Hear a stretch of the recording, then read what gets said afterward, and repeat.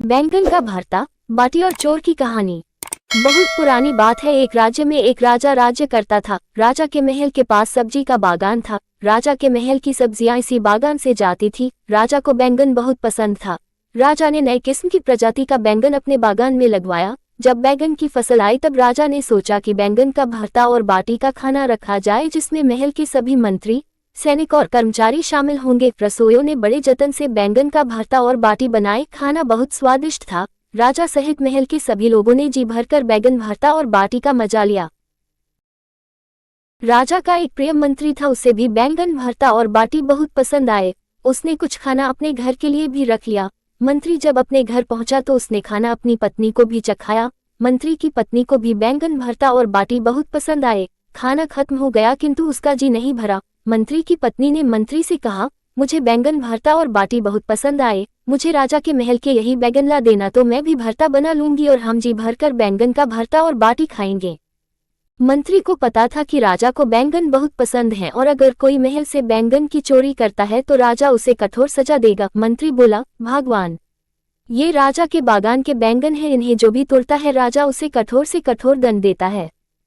किंतु मंत्री की पत्नी को बैंगन का भरता और बाटी इतने पसंद आए कि वह मंत्री की कोई बात सुनने के लिए तैयार नहीं थी। उसने धमकी दी कि अगर उसे राजा के महल के बैंगन नहीं मिले तो वह हमेशा के लिए मायके चली जाएगी। मंत्री को अपनी पत्नी के क्रोध के आगे राजा का क्रोध सहना ज्यादा आसान लगा। मंत्री ने तय कर लिया कि वह राजा का दंड सह लेगा किंतु पत्नी को राजा के बागान से बैंगन लाकर देगा। दूसरे दिन सुबह होते ही मंत्री राजा के महल पहुंचा और बागान का मुआयना करने। मौका पाते ही मंत्री ने कुछ बैंगन तोड़कर रख लिए और घर आकर पत्नी को दे दिए। मंत्री की पत्नी बहुत खुश हुई और शाम होते ही उसने बैंगन का भरता और बाटी बनाए। बैंगन का भरता बहुत ही स्वादिष्ट था। दोनों ने जी भरकर खाना खाया। मंत्री की पत्नी बोली, हमने तो खाना खा लिया किंतु हमारा बेटा छत पर सो रहा और वह भी भूखा है, उसे भी स्वादिष्ट बैंगन का भरता और बाटी खिलाते हैं। मंत्री बोला, अगर हमने अपने बेटे को बैंगन का भरता खिला दिया तो ये बात राजा तक पहुंच जाएगी, क्योंकि हमारा बेटा कभी झूठ नहीं बोलता और वह सब सच बतला देगा। मंत्री के बार बार माना करने पर भी उसकी पत्नी नहीं मानी। मजबूरन मंत्री अपने बेटे को जगाने छत पर गया और उसके चालाक दिमाग में एक युक्ति सूझी। मंत्री छत पर पानी ले गया और अपने बेटे के ऊपर पानी इस तरह से डाला मानो बरसात हो रही है। मंत्री ने अपने लड़के को जगाया और बोला, बेटा, बहुत तेज बारिश हो रही है, अंदर चलो। मंत्री अपने बेटे को लेकर नीचे चला गया और उसके कपड़े बदलकर बैंगन का भरता और बाटी खिलाए। खाना लड़के को भी बहुत स्वादिष्ट लगा। दूसरे दिन राजा को ये बात पता लगी कि कोई उसके महल के बैंगन चोरी कर ले गया। ये देखकर राजा को बहुत गुस्सा आया और उसने अपने सैनिकों को चोर को ढूंढ कर लाने का आदेश दिया। सैनिकों ने पतासाजी करी तो पता लगा कि सुबह मंत्री जी बागान में आए थे। ये बात राजा को बतलाई गई और राजा ने मंत्री को बुलावा भेजा। मंत्री जी समझ गए कि राजा को उस पर शक है। मंत्री राजा के पास पहुंचा तो राजा ने उससे पूछा कि क्या उसने महल के बैंगन चोरी किए हैं। मंत्री ने कहा, महाराज, मेरी इतनी हिम्मत नहीं है कि मैं आपके बागान से बैंगन चोरी कर सकूं।